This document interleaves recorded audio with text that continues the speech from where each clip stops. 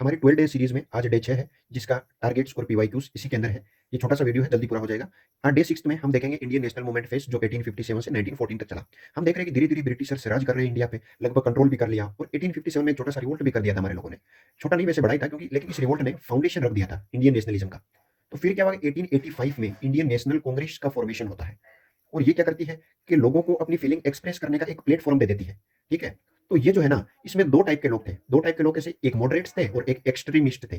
तो मॉडरेट शांति वाले थे, और एक्सट्रीमिस्ट किस टाइप के लोग थे, ये स्ट्रॉन्ग एक्शन लेते थे, जैसे या तो बॉयकॉट करो या प्रोटेस्ट करो, मतलब मुद्दा बड़ा उठाते थे। लेकिन ये क्या करते थे बेचारे, ये सोचते थे मामला शांति से सल्ट लेते हैं। तो अब होता क्या है, अब आपने एक स्वदेशी मूवमेंट सुन रखा होता है, वो क्या है, तो वो इसलिए हुआ था क्योंकि जब पार्टीशन ऑफ बंगाल आता है, पार्टीशन ऑफ बंगाल क्या था, ये एक अंग्रेजों की रणनीति का हिस्सा था कि अगर लोग धीरे धीरे साथ हुए तो ये हमारे खिलाफ बहुत ज्यादा लोग हो जाएंगे। तो इन्होंने सोचा हिंदू मुसलमान को बांट देते हैं। लेकिन लोगों को क्या दिखाया कि हम एडमिनिस्ट्रेटिव रीजन के कारण क्या कर रहे हैं, बंगाल को बांट रहे हैं। तो ये लोगों को बेवकूफ बना रहे थे, लेकिन बंगाल की आबादी बहुत इंटेलिजेंट थी, लोग एजुकेटेड थे, तो वो समझ गए। इसीलिए जो मॉडरेट्स थे वो तो कह रहे थे कि हम बात करेंगे कि इसको वापस ले लो, पार्टीशन ऑफ बंगाल को। लेकिन जो एक्सट्रीमिस्ट विचारधारा के थे, उन लोगों ने बोला कि कुछ बात नहीं करनी इन लोगों से, इन लोगों ने जो करना था कर लिया, अब हम करेंगे। तो इन्होंने स्वदेशी मूवमेंट का लॉन्च कर दिया। ये मान लो, बोला कि हम ब्रिटिश गुड्स को हाथ भी नहीं लगेंगे, हम सिर्फ इंडिया के गुड्स ही पहनेंगे, जिससे ब्रिटिशर्स की इकोनॉमी की जो कमर है वो टूट जाएगी। ये हमारे एक्सट्रीमिस्ट का मानना था। तो अब विचारधारा अलग अलग थी ही दोनों की। तो फिर आपने एक नाम सुना होगा सूरत स्प्लिट का। तो यहाँ क्या होता है, ये भी बहुत छोटी सी टर्म है। यहाँ ये जो दो लोग थे ना, मॉडरेट्स और एक्सट्रीमिस्ट, इन लोगों का बंटवारा हो जाता है सूरत में। मतलब हम ये मान सकते हैं कि ये एक विचारधारा का बंटवारा था। ये बिल्कुल आपको सिंपल समझते रहना है, बिना किसी लोड के। और जो 12 दिन में है ना, हमें पूरा सिलेबस खत्म कर देंगे। हमें मेन कहानी पे ध्यान देना है, आपको कहानी समझनी है। दूसरी चीजों पे फोकस मत करो, ये तो बाद में अपने आप याद हो जाएगा, धीरे धीरे समझते जाओ। फिर अब ऐसे चल रहा था, ये सूरत स्प्लिट हो गया था।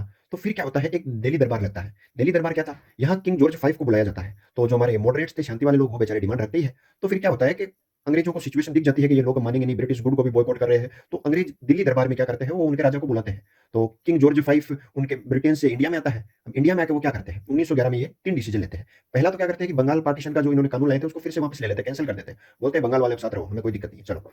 फिर क्या करते हैं, जो राजधानी थी ना पहले, वो कलकत्ता थी, फिर इन्होंने दिल्ली पे शिफ्ट कर दी, क्योंकि दिल्ली के आसपास वाले इलाके क्या थे, एजुकेटेड नहीं थे, जैसे हरियाणा हुआ, राजस्थान हुआ। तो इन लोगों ने सोचा वहां हम ये फूड डालो वाला काम कर सकते हैं। तो मेन रीजन इनका यही था।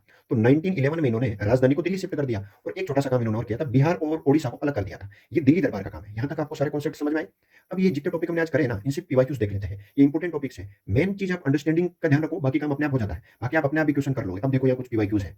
तो सबसे पहला पीवाईक्यूज क्या है, कि स्वदेशी एंड बॉयकॉट सबसे पहले कब अडॉप्टेड करे गए थे, ये आपको बताना है। जब पार्टीशन ऑफ बंगाल हुआ था, इसीलिए तो ये लोग गुस्सा हुए थे और स्वदेशी और बॉयकॉट जैसे सिस्टम लाए थे हमारे देश वाले। तो चलो, ये हो गया।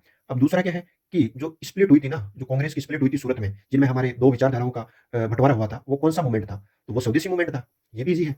Partition of Bengal made by Lord Curzon in 1905 lasted until, ये कब तक रहा पार्टीशन ऑफ बंगाल, हमने भी देखा ना कि दिल्ली दरबार में इसको फिर से हटा दिया था। तो ये दिल्ली दरबार तक रहा। यही था आज का कॉन्सेप्ट। और जो कल खड़े होगा वो हम लेके आएंगे। और पीवाईक्यूज भी आपके साथ साथ चल रहे हैं, बिना किसी टेंशन के, बिना किसी लोड के, आपको चलते रहना है साथ साथ। और ये कॉन्सेप्ट आपको साथ साथ कवर करते जाना है। मेन चीज आपकी अंडरस्टैंडिंग बनाना है। आप ऐसी अंडरस्टैंडिंग फॉलो करते रहिए। आज डे 6 से मतलब हमारा 50% मॉडर्न हिस्ट्री के टारगेट्स खत्म हो गए हैं, और बिना किसी लोड के हम ऐसे चलते रहेंगे। और हम 12 दिन तक पूरी मॉडर्न हिस्ट्री खत्म कर लेंगे विदाउट एनी फियर, क्योंकि आप लोगों को कुछ नहीं करना। 12 दिन में आप आराम से खत्म कर सकते हैं।